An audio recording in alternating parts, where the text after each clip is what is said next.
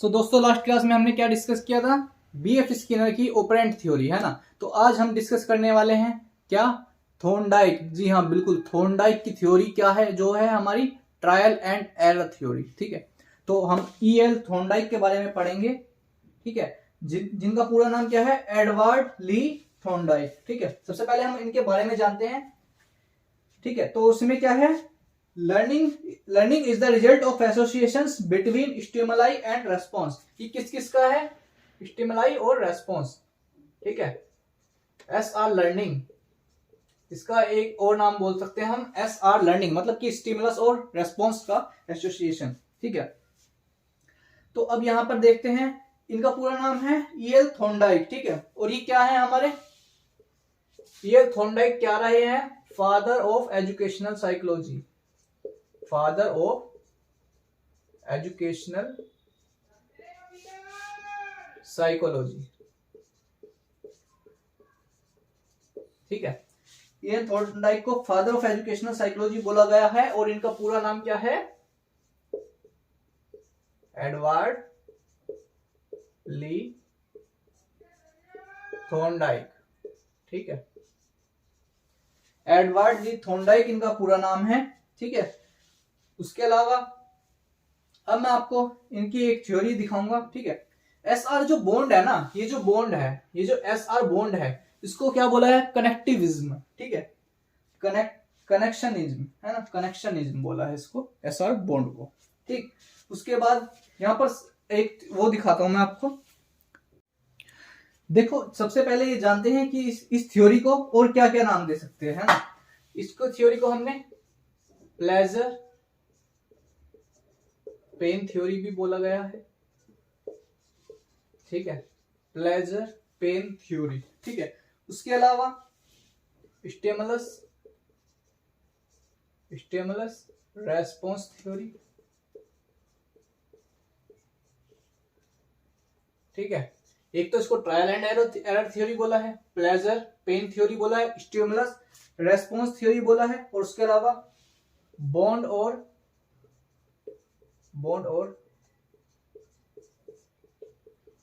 Connectionism.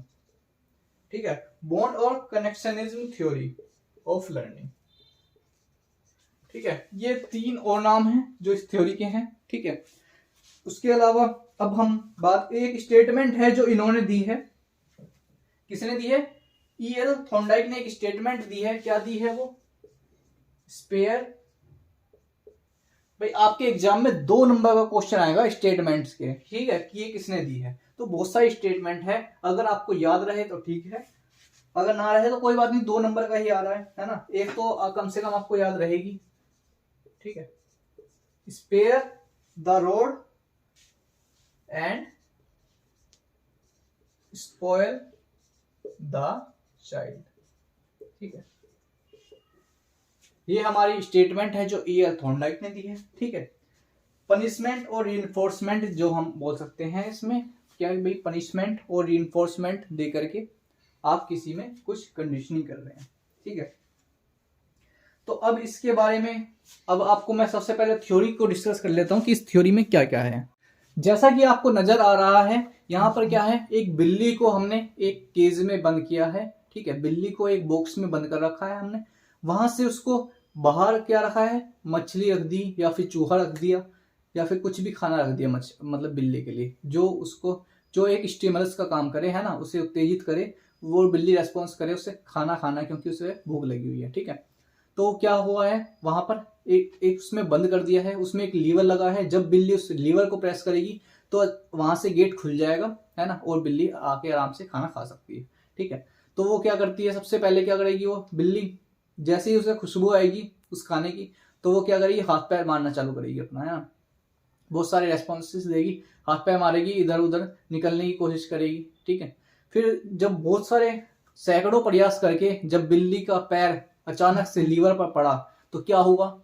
Gate खुल गया और बिल्ली ने बाहर आकर खाना खा लिया। ठीक है, फिर जब यही चीज प्रोसेस बार बार हुआ, तो हो सकता है पहले उसने 50 बार में वो गेट खोला हो, है ना, लीवर दबाया हो, उसके बाद हो सकता है 20 बारी में ही वो खोल दे, ऐसे ही धीरे धीरे लर्निंग इंप्रूव होती चली जाती है और फिर बाद में वो सीख जाएगी कि भाई लीवर को प्रेस करना है तो मैं बाहर आ जाऊंगी, है ना। तो वो एक बार में ही बाहर आ सकती है फिर, ठीक है। यही पूरी चीज है। अब हम जानते हैं, तो लॉज ऑफ लर्निंग को जानते हैं। अब हम लॉज ऑफ लर्निंग जानने से पहले ये जो पूरी अभी आपके साथ थ्योरी डिस्कस करी है, तो यहाँ पर हमारा क्या है, सब्जेक्ट हमारा क्या रहा है, कैट, ठीक है। सब्जेक्ट हमारा कैट रहा है क्योंकि हमने कैट पर रिसर्च की है ना। उसके अलावा स्टिमुलस क्या है, स्टिमुलस क्या है भाई, हमारा फूड, जो भी हमने खाना रखा, या फिर हम फिश भी रख सकते हैं, फूड में ही आ गई फिश भी, है ना। चूहा रख सकते हैं, कुछ भी रख सकते हैं, मतलब कि जो उसका स्टिमुलस का काम करेगा। उसके अलावा मोटिवेशन क्या है, बिल्ली को मोटिवेट किसने करा, उस फूड की स्मेल ने, है ना। इस फूड की स्मेल ने उसको मोटिवेट किया। उसके अलावा ड्राइव क्या है, हंगर। ड्राइव क्या है, हंगर। भाई जब बिल्ली को भूख लगी है तभी तो वो रेस्पॉन्स करेगी ना, है ना, तभी तो उसे खाना खाना है। जब उसका पेट भरा हुआ है, वो पहले से ही खा के आई है, तो वो प्रतिक्रिया नहीं देगी। उसके सामने कुछ भी रख दो फिर, है ना, जब उसने पहले से ही खा रखा है तो, ठीक। तो ड्राइव होना भी बहुत जरूरी है, मतलब कि उसका भूखा होना भी बहुत जरूरी है, ठीक है। तो अब हम लॉज ऑफ लर्निंग को पढ़ लेते हैं। लॉज ऑफ लर्निंग क्या है हमारी, है ना। लॉज ऑफ लर्निंग हमारी दो प्रकार की है। लॉज ऑफ लर्निंग, इसको मैं रफ कर देता हूं।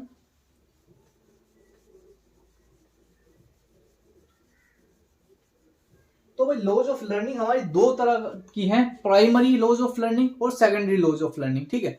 तो दोनों के बारे में हम जानेंगे। सबसे पहले हम प्राइमरी लॉज ऑफ लर्निंग को डिस्कस कर लेते हैं। तो देखिएगा प्राइमरी लॉज ऑफ लर्निंग में पहला पॉइंट क्या कहता है ना, आपको नजर आ रहा होगा। पहला पॉइंट है हमारा लॉ ऑफ रेडीनेस, है ना। लॉ ऑफ रेडीनेस क्या होता है भाई, अगर किसी व्यक्ति को, है ना, अगर किसी व्यक्ति को एक पूरा अच्छा बेहतर एनवायरनमेंट मिले, है ना, अच्छे घर में एक पूरा उसे प्रॉपर घर दे दिया, सारी फैसिलिटी है ना, नौकर लगे हुए हैं, उसे जब फूड चाहिए फूड मिल रहा है ना, उसको मतलब सारी फैसिलिटी दे दी और एक से एक पब्लिशर की बुक दे दी लाकर, है ना, एक बहुत ही बेहतरीन बुक किताब भी दे दी, सब कुछ दे दिया, उसे एक बेहतर इन्वायरमेंट भी प्रोवाइड किया, सब कुछ दिया। लेकिन जब तक व्यक्ति खुद से नहीं चाहेगा पढ़ना, जब तक कोई उसे नहीं पढ़ा सकता, है ना। तो मतलब कि सेल्फ मोटिवेशन होना जरूरी है ना, उसके बिना नहीं पढ़ सकता। तो एक व्यक्ति का किसी चीज को सीखने के लिए तैयार रहना, मोटिवेटेड रहना बहुत अनिवार्य है। सेकेंड पॉइंट है हमारा लॉ ऑफ, क्या है सेकंड हमारा, लॉ ऑफ एक्सरसाइज। भाई लॉ ऑफ एक्सरसाइज क्या है, इसमें एक चीज बोली है ना भाई, practice makes a man perfect, है ना। जब हम प्रैक्टिस करते हैं तो इंसान परफेक्ट बन जाता है ना। विराट कोहली भी, आज विराट कोहली है, पहले वो भी कैसे बना है, प्रैक्टिस कर करके बना है। सचिन को हम गॉड ऑफ क्रिकेट बोलते हैं, वो भाई पता नहीं कितने कितने घंटों तक प्रैक्टिस करता था, है ना। एक किस्सा सुनाता हूं मैं आपको भाई। एक वो ऑस्ट्रेलियन के स्पिनर बॉलर रहे हैं ब्रैड होग, है ना, ब्रैड होग रहे हैं स्पिनर बॉलर ऑस्ट्रेलिया के। उन्होंने सचिन तेंदुलकर का एक बार विकेट लिया, ठीक है, तो उसके बाद वो बहुत खुश हुए, है ना। और मैच के बाद उन्होंने जाकर सचिन के पास गए और उन्होंने उसी बॉल को लेकर गए जिससे उन्होंने बॉल कराई थी, सचिन का विकेट लिया था, ठीक है। उस बॉल को लेकर के गए सचिन से, उन्होंने बोला कि सर मुझे आपका ऑटोग्राफ चाहिए, है ना, इस पल को मैं जिंदगी भर नहीं भूलूंगा। तो सचिन ने उस वक्त क्या जवाब दिया था, मैं वादा करता हूं कि ये पल तेरी जिंदगी में दोबारा कभी नहीं आएगा, ठीक है। एक वो दिन है और एक आज का दिन है। आमना सामना ब्रैड होज और सचिन तेंदुलकर का बहुत बार हुआ है, लेकिन आज तक ब्रैड होज सचिन तेंदुलकर को दोबारा आउट नहीं कर पाए हैं, ठीक है। तो वो इतना बड़ा नाम क्यों बना, क्योंकि भाई उन्होंने प्रैक्टिस इतनी करी है ना। जब उनका विकेट गया तो घंटों घंटों प्रैक्टिस करी है, 12-12 14-14 घंटे उन्होंने प्रैक्टिस करी है, अपने स्ट्रेट ड्राइव पर इतना काम करा है। तो मतलब वही बात है कि practice makes a man perfect, ठीक है। तो इसमें क्या है भाई, जब तक अगर प्रैक्टिस हो रही है ना, एक्सरसाइज कर रहे हैं हम, तो अगर वो लॉ ऑफ यूज, है ना, अगर प्रैक्टिस यूज में है, ठीक है, अगर हम प्रैक्टिस कर रहे हैं पॉजिटिवली है ना, मतलब कि यूज में है, अगर हम प्रैक्टिस में हैं तो हम क्या करेंगे, हमारी स्ट्रेंथ बढ़ेगी, है ना। अगर हम डेली जिम भी जाएंगे ना, है ना, यूज में है, एक्सरसाइज यूज में है, तो हमारी क्या होगी, स्ट्रेंथ बढ़ेगी। जब हम लॉ ऑफ डिसयूज क्या कहता है, जब प्रैक्टिस हमारे यूज में नहीं होती, ठीक है, जब प्रैक्टिस हमारी यूज में नहीं होती तो हम क्या होते हैं, वीक पढ़ते हैं, है ना, लर्निंग हमारी वीक हो जाती है, ठीक है। उसके बाद हमारा आता है law of effect. Law of effect को जानते हैं। लॉ ऑफ इफेक्ट क्या होता है भाई, law of pain and pleasure, ठीक है। इसमें क्या है, law of pain and pleasure.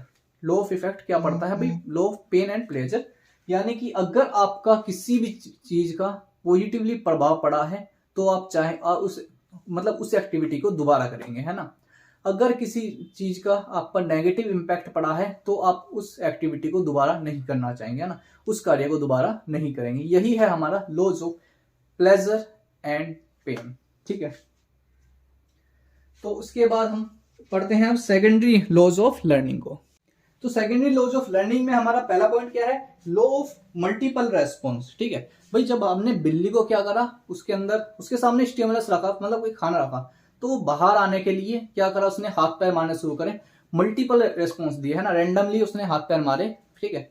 तो उसके बाद उसका पैर लीवर पे गया, तो मतलब कि रैंडमली उसने मूवमेंट करी, ठीक है। उसके बाद आता है हमारा लॉ ऑफ सेट और एटीट्यूड, ठीक है, कि भाई आपका मेंटल सेट क्या है, मतलब ये आपकी मानसिक प्रतिक्रिया क्या है। आप किसी व्यक्ति से पढ़ने जाते हैं, जैसे कि आप कोचिंग गए, है ना, अगर उस व्यक्ति का, मतलब कि आप जिससे पढ़ने जा रहे हैं, अगर उनका नाम है अच्छा खासा, वो फेमस टीचर हैं, तो आपके दिमाग में क्या होगा कि भाई ये बहुत फेमस हैं, चाहे वो उतना अच्छा ना पढ़ाते हो जितना बाकी टीचर पढ़ा रहे हैं, है ना। आप किसी व्यक्ति के पास गए, उनका नाम इतना अच्छा नहीं है ना, वो इतने फेमस नहीं है, तो आप क्या, आपके दिमाग में एक सेट हो गया कि भाई इनसे नहीं पढ़ना मुझे, मैं तो उन्हीं से पढ़ूंगा जिनका नाम है ना, जिनका मार्केट में बहुत वैल्यू है, बहुत नाम है, ठीक है, तो मैं उन्हीं से पढ़ूंगा, चाहे जिनको आप छोड़ कर जा रहे हैं वो इनसे ज्यादा बेहतर पढ़ाते हो, ठीक है, लेकिन आप उन्हीं से पढ़ना चाहते हैं। तो ये आपकी एक मेंटेलिटी हो जाती है, ठीक है। जबकि टीचर सभी अपने आप में एक बेहतरीन टीचर होते हैं, बस फर्क सिर्फ इतना है कि आपको कौन से टीचर से बेहतर समझ आता है ना। क्योंकि कोई टीचर तो आजकल ऐसे होते हैं, मतलब कि कोई टीचर ऐसे हैं कि खुद को उनको पूरी नॉलेज नहीं होती लेकिन पढ़ाने लग जाते हैं, है ना। तो वो चीज भी आपको देखनी पड़ती है, भाई आप किससे ज्यादा बेहतर समझ आ रहा है। जिसको खुद को नॉलेज होगी ना, वही आपको बहुत अच्छे से एक बेहतरीन तरीके से एक्सप्लेन कर पाएगा चीजों को, ठीक है। तो उसके बाद हम बात करते हैं लॉ ऑफ पार्शियल एक्टिविटी की। भाई पार्शियल एक्टिविटी क्या है, आपने बहुत सारी एक्टिविटी करी, है ना, आपने बहुत सारी प्रतिक्रियाएं दी, बहुत सारी एक्टिविटी करी, तो आपने उसमें से कुछ चूज कर लेते हैं, कुछ सिलेक्ट कर लेते हैं कि भाई ये एक्टिविटी सही है ना, ये मेरी गोल डायरेक्शन में थी, तो इन चीजों को मैंने चूज कर लिया, ठीक है। उसके बाद आता है हमारा law of analogy and association. तो इसमें क्या होता है, एनालॉजी क्या होता है हमारा, सेम, है ना, सेम, मतलब कि आप क्या करते हैं, प्रीवियस नॉलेज से, है ना, आपके पास जो पुरानी नॉलेज है उससे नई नॉलेज को जोड़ते हैं, ठीक है, उससे कुछ नया चीज सीखते हैं, ठीक है, प्रीवियस नॉलेज से कुछ नया सीखते हैं। इसको हम नॉन टू अननोन भी बोल सकते हैं, ना, मतलब जो चीज हम जानते हैं उससे जो हम नहीं जानते वो चीज सीख रहे हैं, ठीक है, उसको उस चीज में लागू कर रहे हैं, ठीक है। उसके बाद आता है हमारा law of associative shifting. Law of associative shifting ये वो होता है, भाई एक तरफ विराट कोहली है ना, वो आपको दिखते हैं ऐड वगैरह करते हैं, और वो है ना टाइगर श्रॉफ बड़ा ऐड करते हैं, तो वो आपको दिखते हैं वो बहुत एनर्जेटिक है ना, उनकी बॉडी भी एकदम मस्त बना रखी है उन्होंने, तो क्या है वो बहुत एनर्जेटिक दिखते हैं, तो उन्होंने वो ऐड करते हैं, इसका एक क्रीम है या फेस वॉश है, मुझे एग्जैक्ट नाम याद नहीं आ रहा, ठीक है, मैन गार्नियर मैन शायद, है ना, तो वो उसका ऐड करते हैं। तो आपके दिमाग में क्या प्रभाव पड़ेगा कि भाई ये इतना एक्टिव होते हैं, इतना फ्रेश फील करते हैं, वो क्या दिखाते हैं कि भाई मैं ये चीज यूज कर रहा हूँ इसलिए मेरा फेस इतना एक्टिव है ना, इतना एनर्जेटिक है। तो आपके दिमाग में क्या इमेज बनेगी कि भाई मैं भी ये क्रीम को करूंगा, मतलब कि ये फेस वॉश लगाऊंगा, इस प्रोडक्ट को यूज करूंगा तो मैं भी इतना ही एनर्जेटिक लगूंगा, ठीक है। तो आप उससे कंपेयर कर रहे होते हैं, ठीक है, उस क्रीम से या फिर उस प्रोडक्ट से कंपेयर कर रहे होते हैं, किससे, उसकी एनर्जी को, ठीक है। उसके बाद आता है हमारा एजुकेशनल तो भाई अब हमारा आ गया एजुकेशनल इम्प्लीकेशन, ठीक है। उसका पहला पॉइंट क्या कहता है, role of readiness in education. यही चीज है जो हमने अभी पढ़ा, ठीक है। भाई अगर आप पढ़ने के लिए अगर तैयारी नहीं है तो आप कुछ नहीं कर पाएंगे, है ना, चाहे आपको कितना ही बेहतरीन एनवायरनमेंट क्यों ना दे दिया जाए। रोल ऑफ प्रैक्टिस और एक्सरसाइज, ठीक है।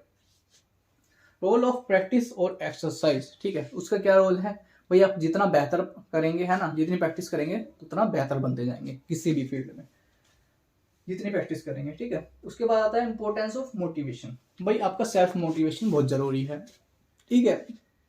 जब तक इंसान मोटिवेटेड नहीं होगा वो कुछ चीज नहीं सीख सकता। अगर इंसान इंटरनली मोटिवेटेड है, मैंने आपको पहली क्लास में काफी बार डिस्कस किया है कि इंटरनल मोटिवेशन होना बहुत जरूरी है। किसी भी चीज को अंदर तक अगर पढ़ना है ना, किसी भी चीज को डीप में अगर पढ़ना है तो उसके लिए आपका इंटरनली मोटिवेशन होना बहुत जरूरी है, ठीक है। उसके बाद आता है हमारा ट्रांसफर ऑफ लर्निंग। भाई ट्रांसफर ऑफ लर्निंग होता है हमारा कि मैं अपनी नॉलेज किसी और को ट्रांसफर कर रहा हूं, है ना, मैं अभी अपना ज्ञान आपको दे रहा हूं, तो इसको हम क्या बोलते हैं, ट्रांसफर ऑफ नॉलेज, ठीक है। उसके बाद आता है हमारा teaching is arrangement of situation which will lead to desirable bonds, ठीक है। इसमें क्या है, एस आर बॉन्ड बनी है, इस थ्योरी में क्या बना है, थॉर्नडाइक की थ्योरी में एस आर बॉन्ड बनी है। एस स्टैंड्स फॉर स्टिमुलाई, है ना, और आर स्टैंड्स फॉर रेस्पॉन्स, ठीक है, एस आर बॉन्ड बनी है इसमें। उसके बाद लास्ट, इसमें मैंने नहीं लिखा वो मैं लिख देता हूं, क्या, laws of primacy, laws of primacy. तो लॉज ऑफ प्राइमेसी क्या होता है भाई, ये वो आपने पढ़ा है ना, आपने सुना तो वो तो होगा, लव एट फर्स्ट साइट, है ना, पहली नजर का प्यार, या फिर पहला प्यार भुलाए से भी भूला नहीं जाता, ठीक है। तो वो क्या होता है भाई, आपका एक फर्स्ट इंप्रेशन होता है ना। आपको जो पहली बार आप किसी व्यक्ति से मिलते हैं तो आप उस वक्त हर चीज आपकी दिमाग भी पूरा आप उसकी एक एक एक्टिविटी को नोटिस कर रहे होते हैं ना। जब आपकी फर्स्ट मीट होती है तो आप एक एक एक्टिविटी को नोटिस करते हैं। उसके बाद बीच का जो समय होता है ना, फर्स्ट और लास्ट, जब आपका ब्रेकअप हो गया है ना, सपोज करो आपका ब्रेकअप हो गया, तो आप लास्ट की वो उस मोमेंट को याद रखेंगे, और जब आप पहली बार मिले थे उस मोमेंट को याद रखेंगे। उसके बीच में जो भी एक्टिविटी हुई है ना, कुछ भी हुआ है ना, आप कितनी बार मिले हो, क्या क्या बातें हुई हैं आपके बीच में, तो वो उसमें से काफी बातें स्किप हो जाएंगी। लेकिन स्टार्टिंग और लास्ट ये आपका फेज बहुत इंपॉर्टेंट रहता है, जो आपको हमेशा याद रहता है। तो वही बोला जाता है कि पहली बार का first impression is the last impression, ठीक है। तो वही बात है इसमें लॉस ऑफ प्राइमेसी, मतलब कि पहली बार जो चीज है वो हमें सबसे ज्यादा बेहतर आती है। तो हम वही चीज कहते हैं कि भाई पहली बार अगर तुम किसी से बात कर रहे हो या जॉब कर देने जा रहे हो तो first impression is the last impression. आपका क्या इंप्रेशन पड़ रहा है वो बहुत ज्यादा वैल्यू करता है, ठीक है, उसकी बहुत ज्यादा इंपॉर्टेंस है। तो दोस्तों आज की आपकी वीडियो कंप्लीट होती है, आपका थ्योरी कंप्लीट हो गई ईएल थॉर्नडाइक की, एडवार्डली थॉर्नडाइक, ठीक है। मिलते हैं नेक्स्ट वीडियो में। आपकी सारी मतलब कि 3 थ्योरी करा चुका हूं मैं, एक पैवलोव की, फिर आपकी बीएफ स्किनर की पढ़ी आपने, और आज आपने पढ़ी ट्रायल एंड एरर थ्योरी।